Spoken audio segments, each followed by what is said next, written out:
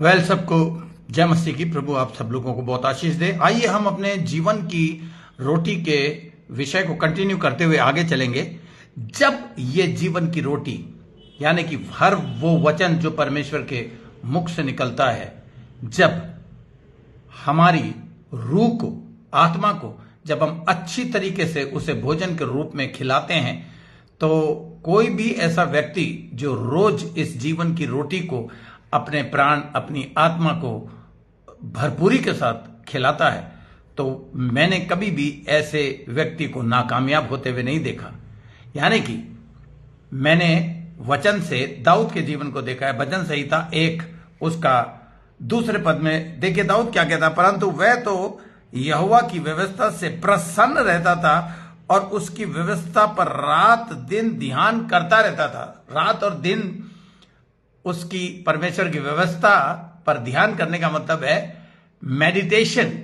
यानी कि उस व्यक्ति ने इस वचन को, यहोवा के वचन को, परमेश्वर के वचन को, गॉड ऑलमाइटी के वचन को अपने जीवन का एक रोटी के रूप में बना लिया था और जिसको वो हर वक्त अपने जहन में रखता था।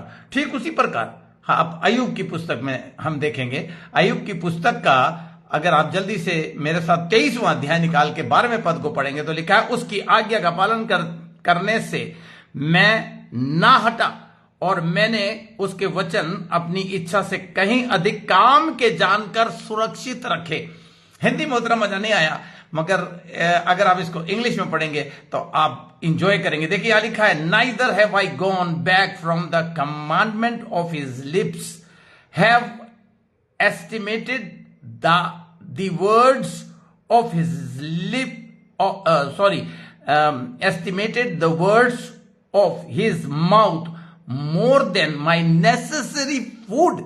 देखिए हिंदी में कह रहा है कि अधिक काम के जानकर सुरक्षित रखे, लेकिन इंग्लिश में वो कह रहा है कि मैंने उसको सबसे अधिक अपनी जरूरत का भोजन बना लिया।